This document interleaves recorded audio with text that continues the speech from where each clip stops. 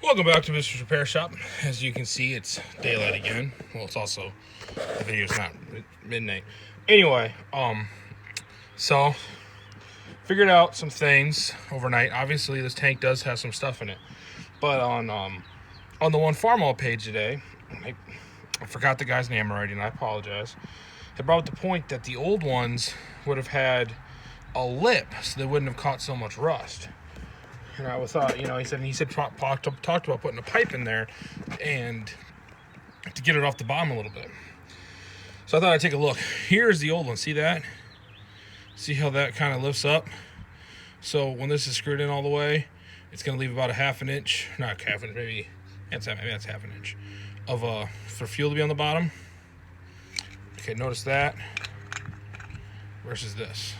Nothing. So this gets tightened up there. All that stuff can get down there because I fired it up ready today and it was already doing the same thing. Here's the other thing I did too.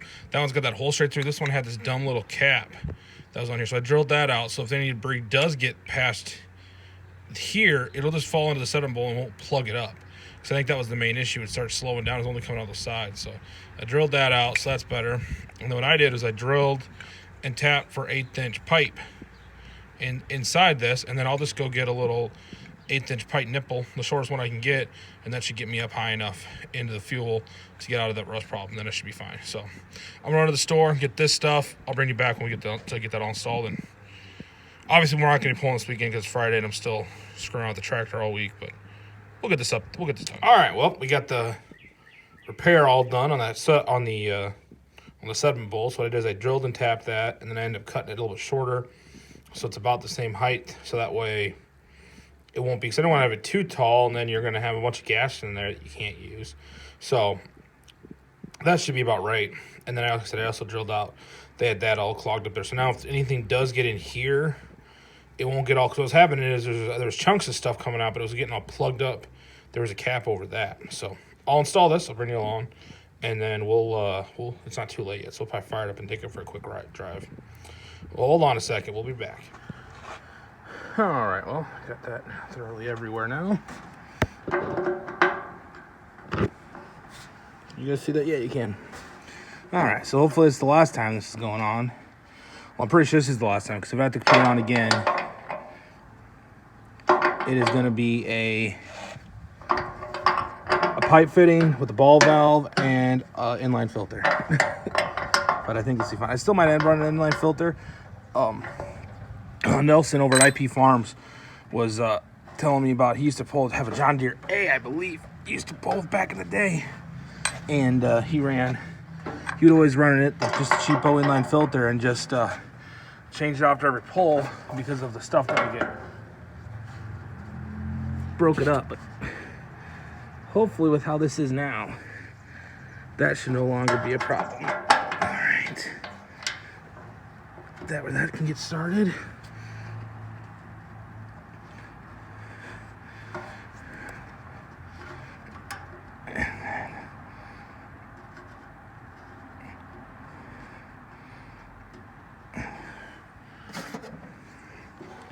Get that all started nice.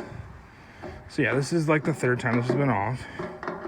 Actually, only the second time. Oh man, it's not started. But I don't feel that. I don't think that got started. No, maybe it did.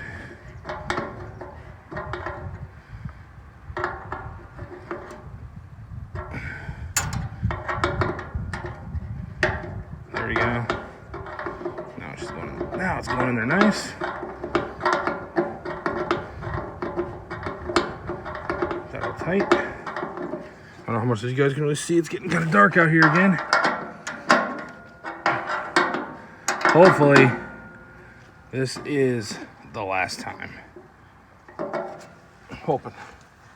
Here's hoping.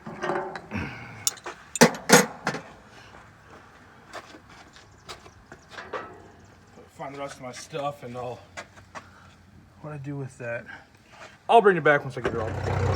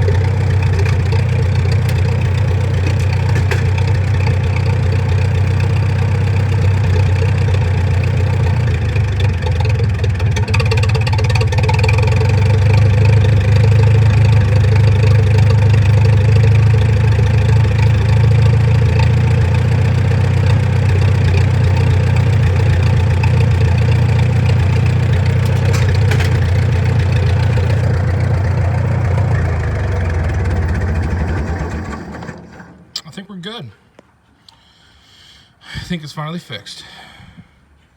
So, exciting times. Being good. I'll just have to be more careful. And you guys all know my stories about running these things out of fuel, but I'll be more careful with that now because I won't have as much fuel capacity with what I did there, but I think it'll work. So yeah, well, obviously, I might try and go to that pole tomorrow and do some filming, but definitely won't be taking the tractor unless there's a miracle. Like a buddy of mine tells me he's got a trailer, he can take me. Other than that, we'll see you on the next one. Like, subscribe, you guys know what to do. Bye.